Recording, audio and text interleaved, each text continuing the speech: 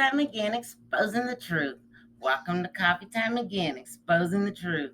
Dale at the microphone, the show that demonstrates how history repeats itself. He digs into the past, shows what happens, and how it is happening now.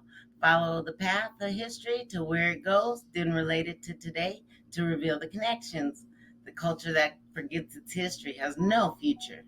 A history buff and loves to talk about it, going back as far as ancient Greeks and Egyptians and beyond. So grab your coffee, your chair, and listen to the show. Hope you enjoy. Now you're bright and clear. Good afternoon, ladies and gentlemen. This is Dale, your host of Coffee Time Again, where we expose the truth. And today the truth is from Richard, and he's going to be talking about money and other subjects, golden keys, the way you could divide canaries in mine shaft, if you know what that means. I do. My dad was a miner for years, so he understands it. So let's introduce Richard, get him find out a little bit more about who he is, and then we'll get into the interview. Welcome to the show, Richard. Well, thanks. It's great to be here, Dale, and it's great to uncover what things in a way that people may not normally look at them. And that's a real value, to reframe things in a way that actually help us out. Absolutely. I totally agree with that statement. So what about who are you? Who is Richard Friesen? Yeah. Oh my gosh, wide variety of background. Started out as a glass blower, became a therapist, went to the floors of the exchanges in Chicago, traded on the floors yelling and screaming, started my own trading firm at the Pacific Exchange on the options floor, traded stocks, options, and futures. Then I went on and started a software firm during the dot-com boom. I got wiped out when the dot-com crash happened and all my customers evaporated. 1 week they were demanding more and more features, and the next week they weren't answering the phone. So that was a really challenging experience for me. And then went on to start taking my psychology background, my philosophy background, and started working with money managers, traders, and entrepreneurs in their mindset, how they think, how they believe, how they identify themselves, and how that mindset impacts their behaviors, their decisions, and ultimately their success. All right, that sounds like a very, very background. As a side issue, I started out as a chef and became a therapist. Oh, wonderful. My brother's a chef, so I really admire that ability. Oh, I do too. I got 3 sons, and they can all cook fairly well. So they learned something from the old man. Indeed. What motivated you to write your book, A Private Conversation with Money? Well, I see a shift in our culture, and I see a lot of people conflicted about money, wealth, and meaning. If we look at some of the modern cultures, the postmodernism, the wokeism, there's a belief that money is like a pie. There's only so much of it. And if I get more of that pie, you, Dale, you get less of that pie. So people with good hearts, good intentions, who want the best for the world, when they think of themselves being wealthy, there's a little voice that says, but Rich, if you take more, somebody gets less. Now, in that model, it creates a lot of internal conflicts. But in Rich Friesen's model, when we deliver value to others, there's an unlimited amount of value we can deliver. It's not a fixed pie. Well, Dale, imagine if everyone woke up tomorrow and said, how can I deliver value to my employer, my employees, my family, my community, my clients, my customers? What skills, knowledge, behaviors do I need to deliver more value to those people in my world? Let's say everybody woke up tomorrow morning just with this burning desire to deliver value. Well, can you imagine what? All the problems would be solved overnight. Overnight. And Dale, what you're pointing to is that we try to solve a lot of problems legislatively and politically up here, when the issues, the real driving force is much deeper. Yeah, I agree with that statement. I agree with your concept there that value is more important. And that's Yes. kind of like the way I tend to do things. I'm going to sneeze here just a second. I guess I'm not, unless I do. Anyway, but how do we go about getting him to add value instead of cash? The government handles and has, since it's been government way back in the days of value, but they had their government, always tried to throw money at something to solve a problem or something. Yep. That they have whatever they call their money. And it's gone on and on and on and on till we're, what, $3 trillion in debt, $4 trillion in debt? Yeah, it's wrong here. the number is really staggering. And if we look at the debt that on the federal level, the state level, the local level, we look at unfunded pension funds. We look at a lack of savings. So many people hand to mouth. We Yeah. look at the inflationary pressures. Oh my God, there is no mathematical way that we can easily solve this problem. No. And I'm not much of a mathematician, but I can see that. Yeah, it doesn't take. It's taking Einstein to figure this out. I was wondering, how it's hard to change your behaviors. We both know that from our practices. However, what can we do to change those behaviors? It's going to stick with somebody. Boy, you ask the hard questions, don't you? I try not to do gotcha questions, but I do ask some good questions. Well, that is, I think you've just asked the fundamental and the most difficult question. And the reason we don't deal with that question is because it's difficult. How do we change our behaviors? And if I look at the larger picture, if we have thriving families and we honor families, moms and dads, who create a structure for their kids and teach them well. We have religion in the world. Now, I was brought up Protestant evangelical. My father was a preacher. I'm Yeah. no longer of that persuasion, All but right. nevertheless, the religious guide rails. In other words, we'd go to a prayer meeting on Wednesday night. The men would go in one room, we'd hold hands, and we would pray for each other to improve our behaviors in our lives. Wow. Family. Now, again, I'm not religious, but holy mackerel, the power of that changed my life and gave me a higher vision. We Yeah. look at governmental structures, punishment for deviant criminal behavior. We look at an entire culture that says, okay, we are here together and we are going to both internally by raising loving kids and externally create a system where we can all get along. But Yeah. once that breaks down, and if you see the breakdown of the nuclear family, religion, civil organizations being replaced more and more by government programs, money, incentives, and punishments, that passing legislation with thousands of pages of words on it, to think that somehow that's going to compensate for the internal dynamics that we need is ludicrous. I totally, that is something that's fundamental to my belief. Now, I am deeply religious. I'm an Episcopalian. Well, us fundamentalists would have said Episcopalian. Oh, I'm I'm not a glad you. fundamentalist. I'm What? not a fundamental. I'm not fundamentalist, Okay, excellent. but I am deeply devoted to my spirituality, my religion, my church, and helping people. I have this philosophy that says 80% of the work in any organization, no matter what the organization is or how big it is, that 80% of the work is done by 20% of the members. Always. Okay. Well, I'm one of the 20%. Excellent. just the way I am. I'd much rather help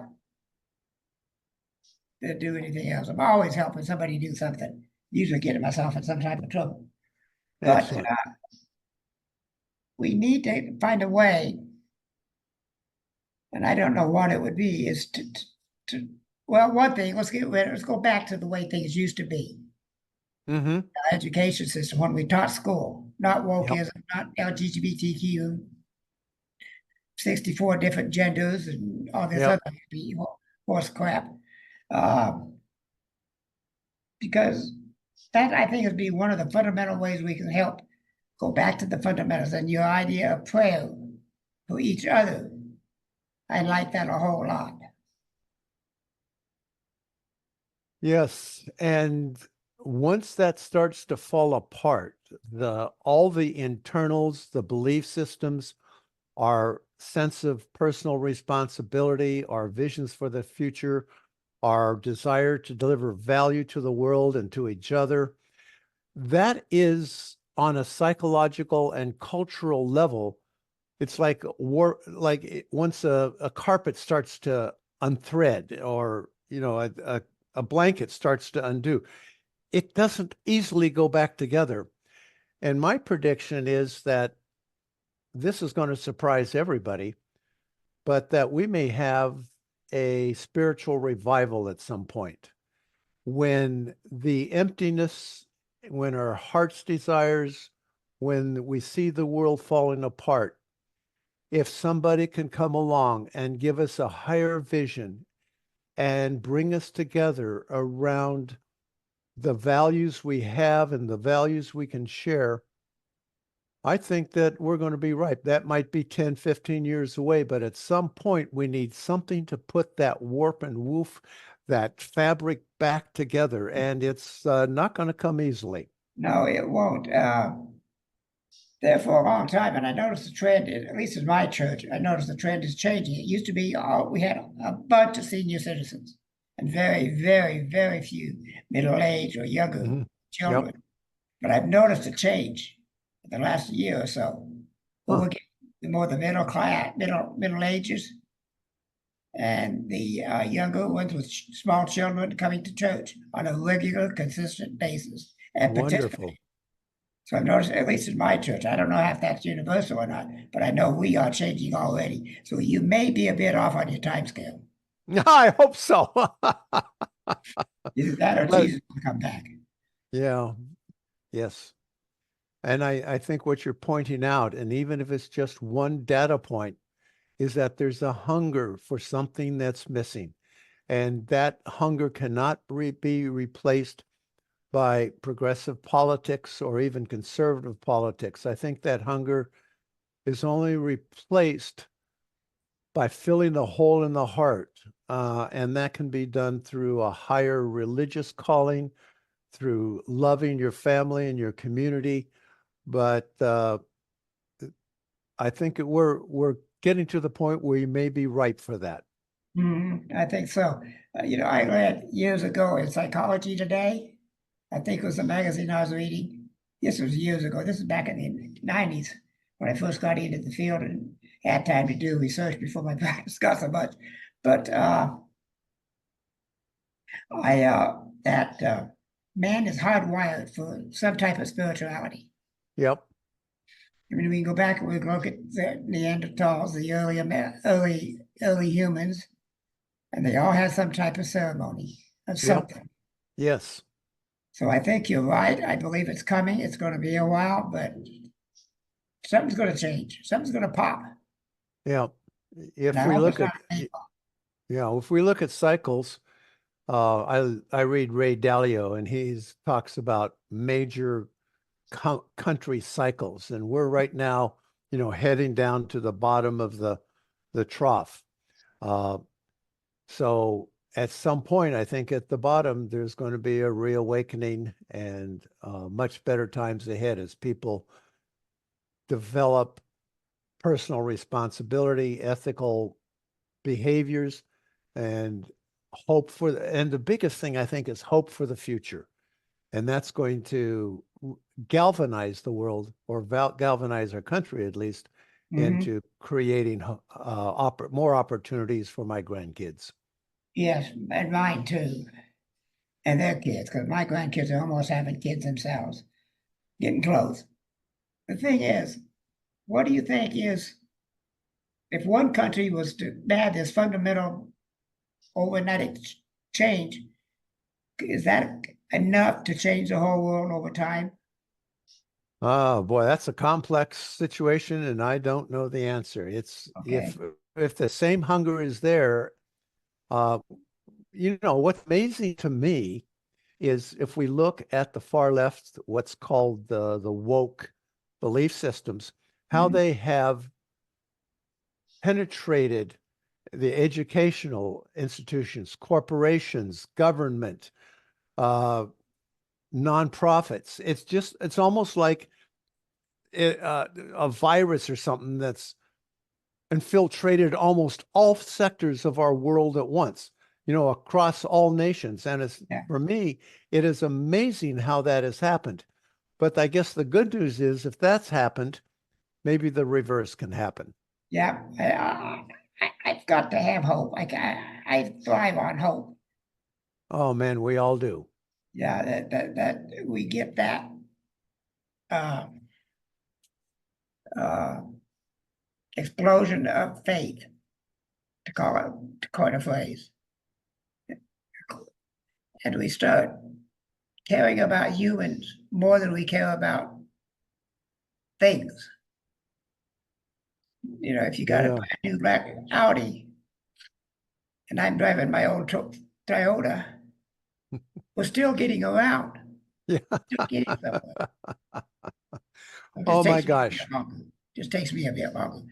But if he value that less than he values his car more than he values humans, he's going to keep the car. If he values humans more, he may have to give up the car and go to a North Toyota. Yeah, indeed. And what we value is a large part of that hole in our heart that we've been talking about is that we seek immediate gratification to fill that hole. In other words, let's just use the model of that's a spiritual hole or a place for higher meaning, for higher purpose in our life. And if we have that hole, the one immediate response is I'm going to fill it with things to show how important I am, with status symbols. It could be I'm going to be gambling. It could be drugs, alcohol, hypersexuality. There's a whole realm of things that we can try to fill that hole in our heart. But it's like a leaky bucket. It just doesn't work, as versus the satisfaction of raising a family, raising kids, grandkids, creating value for your customers, your clients, your employers, and having a higher purpose that you're contributing to a better world. That fills the hole in the heart. Yes, I totally agree with that statement. The more we care about others, the faster that hole is going to fill up, and we're going to be compatible with ourselves. Because I don't think that we truly even care about ourselves to a large degree, because of what we're trying to fill out. Now, I'm an alcoholic. I haven't had a drink in 35 years, but I'm still an alcoholic. Mm-hmm. And then when you said fill it with alcohol, I absolutely did. Until one day I woke up in detox and said, that's it, I'm done. And I haven't had a drink since. And my whole life. What was that moment, that decision moment, that realization? What did you do? How did you think that made the difference? I came to my BAC that morning. When I hit detox that night, was a 532, lethal. And when I woke up the next night, that was on a Sunday night it was on a Sunday morning about 6 o'clock in the morning. And when I came to at noon Monday, 36 hours later, something had changed. I called a warm fuzzy to the ninth power. But something had changed. I woke up and looked at the person taking my blood pressure and said, that's it, I'm done. Just something changed within me. during that time of unconsciousness, because I wasn't asleep. You don't, when you pass out, you don't go to sleep. So so that's how I quit smoking too. This is stupid. I stopped. Yes. 110 degrees in the sun, in the shade, and there's no shade. And I go out there smoking. I'm going, this is worse than a blizzard, which I smoked in too. But it was just one of those things that I can only say one thing. God reached out with the 2x4 and hit me alongside the head and said, boy, you're done. You know, I'd already lost my wife, my kids, my family, my jobs, my house, my car. I'd lost everything except the clothes on my back. Mm-hmm. And okay, he said, they got one thing left to live, one thing left to lose. And that would have been my life. Yep. And that's when I stopped. What an impressive decision that is. And given that you were there, I'm sure your experience can be communicated in ways that help others. Yeah, I use it a lot. I was primarily a substance abuse counselor. Mm-hmm. I did other things too, but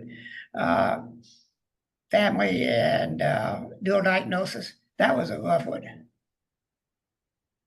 But the worst group I ever had to do was an all women's minority group. Mm-hmm. That was rough. I'll bet. But I got through it. But I got through it. I learned it off. I think I learned more than they did. Oh, I've had that experience. Yeah. So I've had myself taken down a notch or two several times. yeah, I've been brought down too. That's all right. Boy, if I get my head knocked off, I learn something. Oh, absolutely. You know, that is such a great attitude. When you get your head thumped by a 2x4, is rather than feeling the pain, you say, wow, what can I learn? That is such a great lesson for life. Thank you for sharing that. You betcha. You feel free to steal it. Okay. How does our culture impact our rapport with money? How does our culture impact our rapport with money? Yeah. How does what? How does our culture impact our rapport with money? What's Okay. the correlation between our culture and the money? Our culture and the money. Well, this is what drove me to write the book, A Private Conversation with Money, is that our culture is moving to the place where wealth, you know, they're talking about a wealth tax. The richest people, it's not fair. I follow Robert Reich, former Treasury Secretary, and he's always talking about how unfair it is, how the rich have more money. And if we look at people with really good hearts who really care about the world, every time that they have a little bit more, there's a voice that says, Rich, you're taking money from somebody else who has less. It's a one pie model, and it is so destructive. And as we mentioned earlier, there's an unlimited amount of value we can create for each other. And if we, in fact, I relabel money to certificates of appreciation. So Dale, if you and I do business and I deliver a service to you, you give me certificates of appreciation. Oh, that's what that means. I was wondering. Yeah. And so if I collect that, that means I've delivered more value to you than the certificates of appreciation that you've given me. Mm-hmm. So here's the radical part. Are you ready? The more certificates of appreciation, that is money, that you collect honestly by delivering value, the more value you have delivered to the world. So rather than being castigated by having more certificates of appreciation, you should be honored for the value you have delivered to the world. Right. Now, we know there's corruption. We know there's the people that cheat. We know that people push at the edges and maybe don't deliver that much value for the money they created. But if our mission is to create value for others and measure that value by how much money or certificates of appreciation we've collected, it changes our mindset. No longer do we have to feel guilty, but in fact, we can feel proud of collecting certificates of appreciation. Yeah, as long as we add value to it and give it back. Correct? Okay, now this is really an important point here.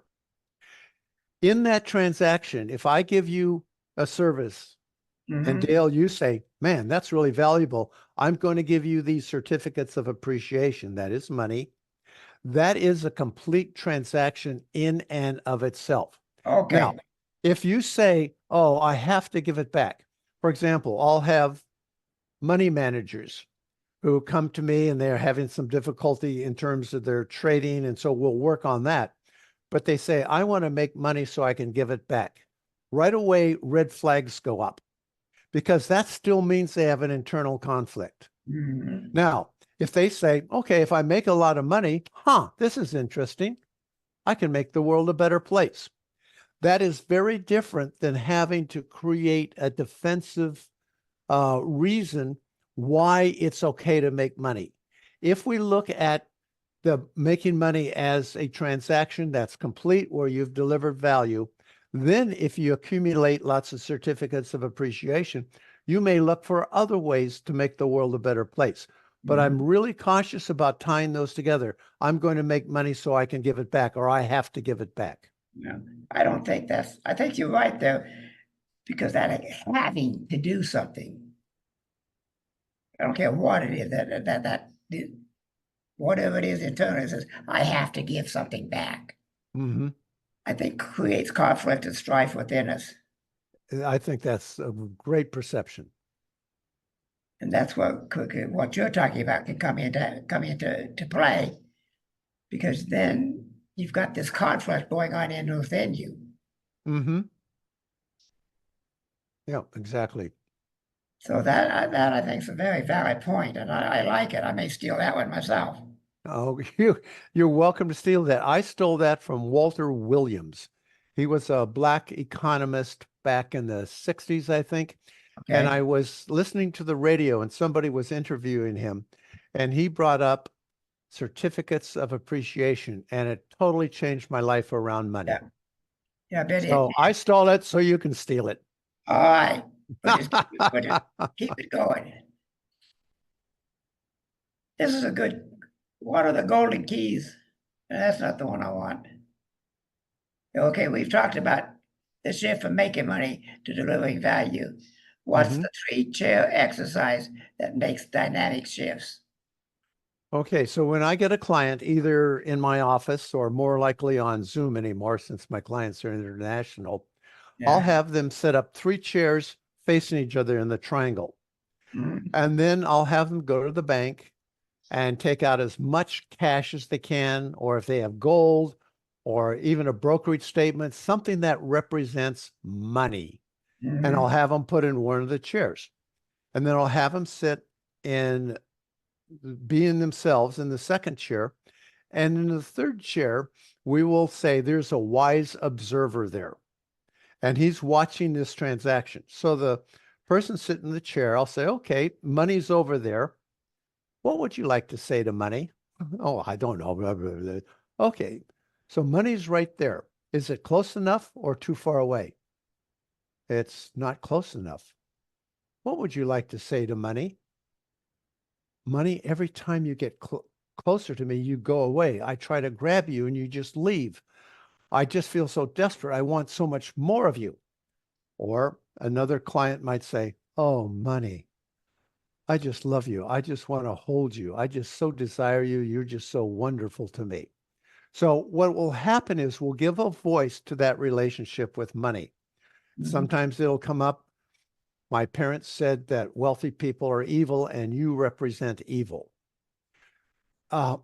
Dozens of different attitudes come up in that conversation. Then I have them go sit in the chair and become money. Okay, what do you think of Ralph? Well, every time I get close to Ralph, he just throws me away on stupid stuff, and then he wants more of me. I'm just kind of done with him. He just uses me to get some sort of immediate thrill. And so by that person taking the persona of money, for people who haven't experienced this sounds like insanity and crazy and they don't believe it. But it's amazing when people step into the persona of money, what comes up in terms of the one voice of the conflict. Then I have them sit in the wise observer and say, hey, Ralph, you and money have had this conversation back and forth. What do you notice? Well, what I notice is that Ralph is really angry around money, and money doesn't want to be around him very much. Ah, okay. Then we go back to Ralph, and then Ralph has another conversation with money. We go around as many times as needed until we find a common belief system between money, Ralph, and the wise observer. And sometimes this takes an hour or 2 hours or a couple of sessions. But eventually we can come to a place where all those internal conflicts around money are brought to the surface and their positive intention is revealed. And then from there, we can create rapport with money and meaning and value. Right. Yeah, kind of like a Gestalt type theory. Oh, yes. I trained at the Gestalt Institute in San Francisco for 4 years. So a lot of this I comes can from see there. why. Okay, I understand that. What's the golden keys and what doors do they open? The golden keys are where we start. And the golden keys are first awareness. In fact, let's just you and me do this right here. Right. Let's take a journey from our nose to our toes and just look at our physiology. So right now, the first thing I notice is my chest is tight because I'm talking fast and my voice is tight. It's up here. Oh, my shoulders are relaxing. My thighs are a little tight. I'm going to let them go. Now you notice what's happened. My voice is slowed down. It's lower. I'm feeling more connected to you, Dale. I'm feeling more present rather than just I hammer a meaning and get it all out. So the first key is awareness, and that's in real time. The second key is acceptance. If I were to say, Rich, you got out of your really relaxed mode and you're trying to talk too fast, you talk too high, you are a terrible interviewee. So if I'm going to judge myself, that's not helpful. So if I say, oh, okay, I was a little tense, I would rather be relaxed with Dale and have a more relaxed conversation. I accept that. Great. And the third is agency, and that is my ability to not just not just react to what's going on, but to make a choice of how I want to be. And right now, Dale, I've made a choice. I don't want to be this guy. I would rather be this guy with Dale. So awareness, and then accept what you discover, and then agency. What do I want now? Okay. Gotcha. That sounds intriguing. And you've got a lot of good stuff going on here, Richard. You really do. Here's one of the few that confuses me about you. What drives the political divide and how can it be healed? Well, again, you've asked the hard questions. So one of my a quote from you. Yeah.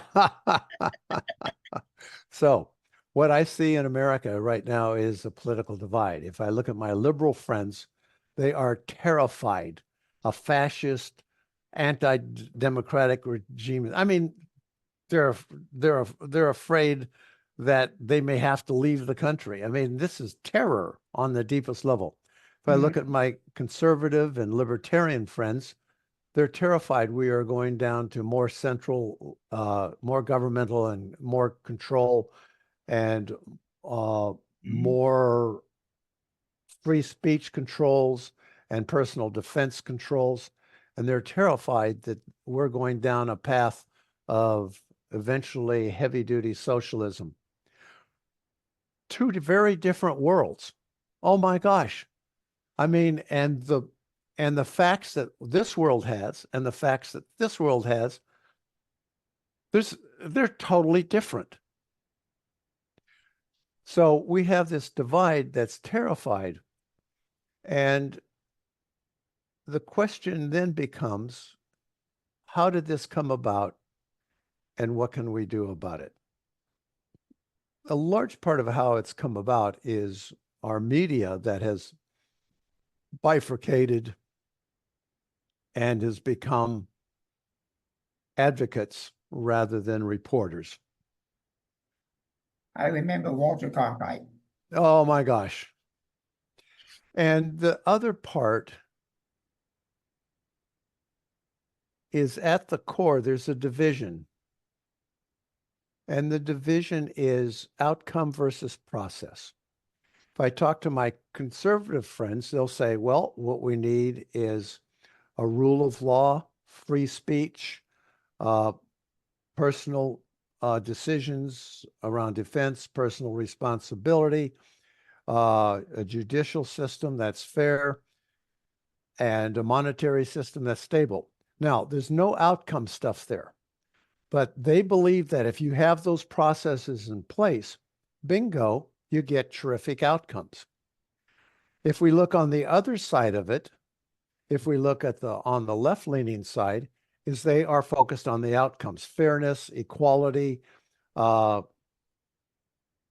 creating statistically equivalent outcomes of jobs and that. Yeah. And so when you focus on the outcome, then you have to put in place a whole bunch of behavioral motivational shifts to make those outcomes happen, which is very difficult to do. Mhm. So if I talk to my liberal friends and my conservative friends, it seems to come down to, are you outcome-based and you're going to force outcomes, or are you process-based and willing to live with a chaos that of not knowing or not having specific outcomes, that the complex system itself, if you have a good system, will create the best outcomes. The Yeah. left is terrified that there won't be the outcomes they want. The right is terrified that if we have outcomes, it'll constrain our personal behaviors. Yeah. And there's some truth in all of that too. There's a lot of truth in that. Between the conservatives and the liberals, and I believe, and I've had a couple of guests also talk about this same thing. I do a lot of political stuff too, because I'm a very politically oriented person. But if we could sit down as a world individually and have a conversation like you and I are having right now, we could resolve some of those issues without getting nasty, ill-tempered, yelling, screaming, cussing. Just say, okay, this is what I believe. What do you believe? What could we do Yes. to make the two compatible? That type of conversation, I Yes. think, would be extremely beneficial. I belong to a group called Braver Angels, and that's exactly what we do. We have workshops where we bring the reds and the blues together, Mhm. and we separate them, and then we say, what do you believe that the other side believes about you? What do you believe about you? And then we do it so people are imagining what the other side believes rather than finding out. By the end of the workshop, these people are just happy. They're talking, they're connecting to each other because we've changed the dynamic. Yep. And like one thing that if your audience is more conservative, I assume, they can do is when you're talking to someone, say, my current way of thinking is, the model that seems to work for me right now is, here's what I see that's working and what isn't working right now. By doing that, you're separating yourself from the capital T truth. Mhm. And you're saying, okay, here's the model that seems to work for me. That seems to improve the ability to have a conversation. And when you say, what model works for you? Or what is your current way of thinking about this? So Mhm. what we're doing is we're putting ourselves on the same side and putting our current thinking out here. And that's just one little trick that makes a big improvement. Yeah. I am a conservative. I make no bones about it. Constitutional conservative. So my philosophy is, let's sit down, let's have a conversation your style, because I like it. I think it's going to work. And if we can get more people doing that, I think we're going to go a long way in solving some of our issues that we have in this country, and not just political, but social, economically, everywhere. If we can have that conversation. Yeah, because at heart, once we do these workshops, people want the same things. Yep. And their processes are different. You know, I Right. happen to be married to a woman who plans outcomes. And, you know, she's got everything right in order and she's thinking about all the different pieces. And she's wonderfully organizing a lot of my life that I don't care to organize. It's very outcome based. Then, you know, I am more process based. I'm willing to live with a lot of unknowns and things that may pop up, or, you know, just having a conversation with you is doing something new is great. So if we need control of our lives to feel safe, it's almost not a political position as much as a psychological position. If, on the other hand, we are okay in living in chaos, knowing that that produces good results, and we're confident enough to live in that chaos, that's a very different psychological position. Yes, it is. We're getting close here on interview, because I'm going to be asking some strange questions because I'm running out of your questions, but I know what a canary in the mine shaft is. But would you explain it to my listeners? The canary in the mine shaft? Yeah. What? Well, that's a very old phrase. When miners used to go down into the mines, they would bring a canary in a cage because it was very sensitive to carbon monoxide and gases. So if the canary started to flutter and fall over dead, they would know that the air was not safe to breathe. Right. That's what. So the question then is, what is the canary in the mine shaft for us today?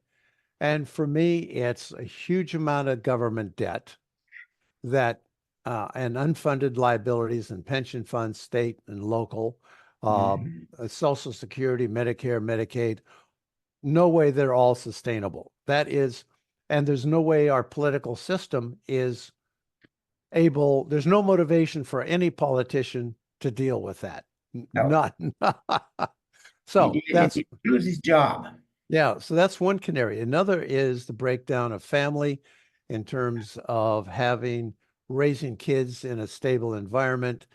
Another is the victim mentality. In other words, I had a neighbor he was from Ghana.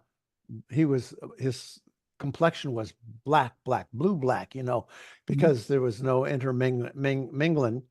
And he ran a meat company in Oakland, wholesale meat. Yeah. And so we were drinking wine on his porch and looking at the sunset. And I says, "How do you deal with racism?" And he kind of looked at me and says, I don't even think about it. Well, you're black in Oakland, and don't you get racist responses? He thought about it. He says, you know, occasionally there's a jerk that does something, but so what? That's his problem or her problem. So he was not a victim. No. Whereas you can pick somebody else who says, you know, they avoided eye contact, they did this, or they made this joke or whatever. I'm a victim of this. So another canary in the minefield is, are we a victim mentality, or are we a creator mentality? In other words, do I create my environment and my response to it, or does somebody else victimize me and they are actually in charge of my emotional response? And that's, I think, a shift in our culture that is another canary in the minefield. Yeah, I totally agree with that about, and not just racism, but sexism and all of those things are the same way, in my opinion, that being a victim makes you a victim. Oh, indeed. When I have a client who says, let's say this is for a relationship issue, he made me so mad, I'll say, he has control over your emotions. Well, no, but he did this, and that just made me so mad. Of course, they had control. Here's the thing that I used to teach my clients, that nobody can make you feel anything without your permission. Oh, that is so wise. If you can teach that and people can absorb that, just recently, I do a lot of driving up to my grandkids' house about an hour away. And there used to be, if somebody cut me off or, bad drivers, oh, no, no. And now I say, before I start, I say, this is a video game. There are bad drivers. That's never going to change. There are aggressive drivers. That's never going to change. There are going to people who are on their cell phones. That's never going to change. My job, Rich Friesen, is to get us there safely. I'm Right. watching my rear view mirror to see who's driving aggressively behind me and trying to catch up. Can I give them some space so Mhm. that we're not in conflict? If somebody cuts me off, I can increase the distance. Well, aim high in steering to see if there's bad actors up there. Yeah. So I have completely reframed it from being a victim and they control my emotions to playing a game where my goal is to get us there safety and get us there with my composure. Every time I'm angry, I give up a little bit of my life and I shorten my lifespan. That's right. I agree with that. I had, and still do to a certain degree, a real nasty anger management issue. I got PTSD from two different sources. Yeah. And I'm still dealing with it a little bit, but I'm so much better. I don't get angry with the guy that cuts me off. I like you back off. If some Mm-hmm. guy wants to force his way in, I back off. Let him force his way in. He's one whole car ahead of me. We're going to get to the red light at the same time. Mm-hmm. Yeah.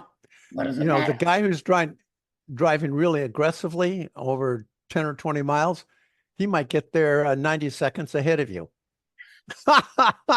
And, they did a test out here in Colorado in it was the 70s, but they took two identical Corvettes. Mm-hmm. Put them all, I mean, they were identical in every way. They let one guy drive from Denver to Grand Junction, which is on the other side of the mountain, other side of the state, as fast as he could in all situations. Mm-hmm. The other guy had to obey all of the rules. Mm-hmm. There was 15 minutes difference between the two people getting there. Yep. And the guy who got there by obeying the rules and driving safely, his blood pressure, his mental state, his lifespan, so much better. Yeah, it really is. And it's amazing that so much of what we think and do affect our lifespan. Yeah. And to give the power, you said this so well, to give the power to somebody else to control our emotions. Oh, what a waste. It is. They're my emotions. If you don't mind, I'm going to feed them my way. Mm-hmm. It's the way I think about it. I don't. Most of the time, I don't get angry. I really don't. There are times though that a little thing like I can't get the shirt off the clothes hanger. Yeah, right. I mean that's Yeah. ridiculous. Yeah. Yeah. Last question, but not the last question of the day. What can we learn from the psychology of the economy? The economy is a complex system made up of beliefs. It's if everyone woke up tomorrow and was optimistic and creative and looking for ways to deliver value, the economy, the psychology of the economy would be very different and the results would be very different. Mm, If we all wake up tomorrow and say, oh my God, we're going downhill, there's not much opportunity, that I got to tighten my belt. I got to look down at the world. I'm not optimistic. Well, then the future of the economy is very different. So it's a belief system. yeah, I was wondering about that. You spent a lot of time talking about certificates of appreciation Mm-hmm. at the core of your book. And now I understand why. When I first read that question, I'm going, what are certificates of appreciation? Number one. And number two, what made them core of your book? What? Say that again. What? What made certificate of appreciation the core part of your book? Yeah. There's exercises in the book, a number of them, and one is certificates of appreciation. And it details it. In fact, along with the book, there's a free online course with about a dozen exercises that you can do to help understand your attitude, beliefs around money, and reframe them in a way that serves you better. My opinion, and has been for a while, money is just another thing.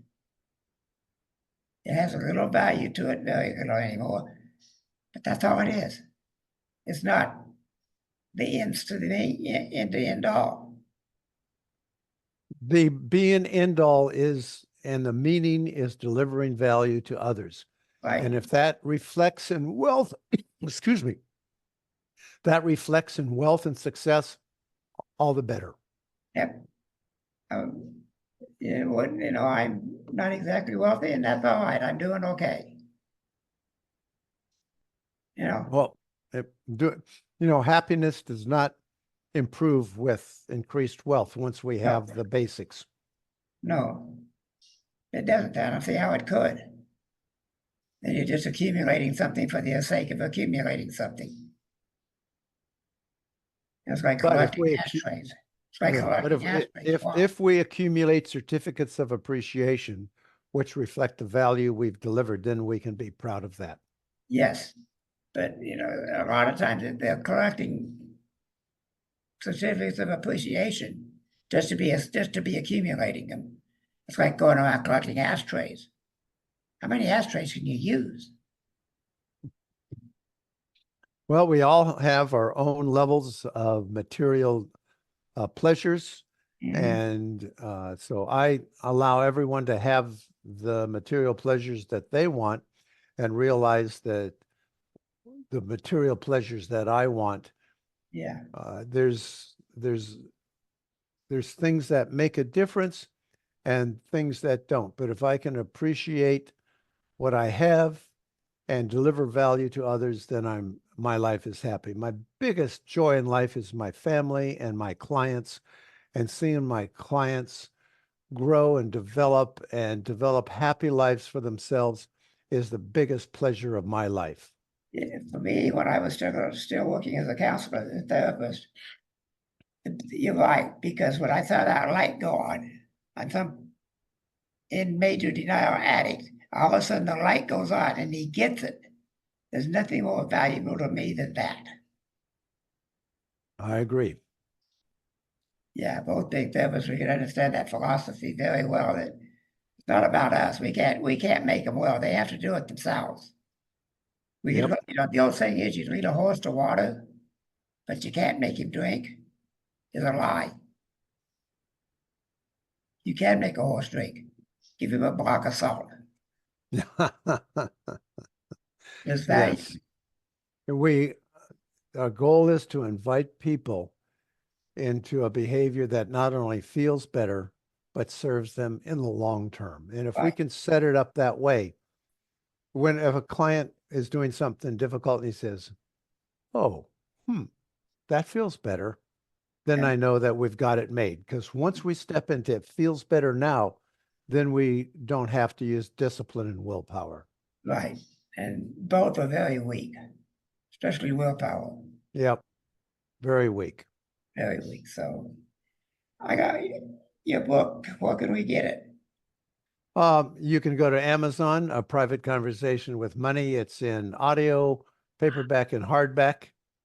And always happy, you can go to the website, which is conversations.money, not com, conversations.money.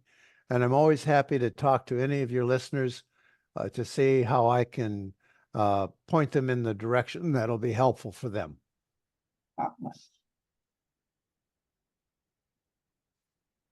That's what I normally do, Rich.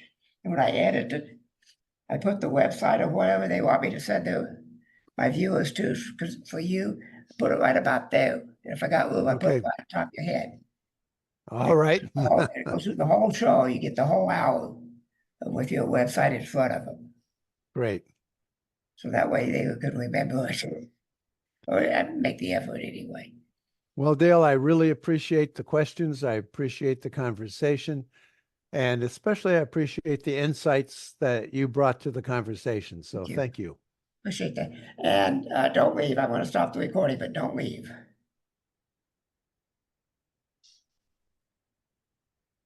Thank you for listening to the show. There are show notes and a place to comment at https:// coffee time again.libsyn.com/website. He hopes that you liked what you heard and will tell others about him. Dale is attempting to get a following that both disagrees and agrees with him. He does not want yes men. If you disagree, wonderful. He is happy to have you here as a part of the Coffee Time Again team. Dale does not talk about the news of the day. He is attempting to give a history lesson that is just as important about what is going on in the headlines of today. Please do not hesitate to contact him. Just remember that Dale wants a clean show, meaning no cussing, name calling, yelling, or hate allowed. You can disagree with him and not be disagreeable about it. Support him and help keep this alive. https colon / glow.fm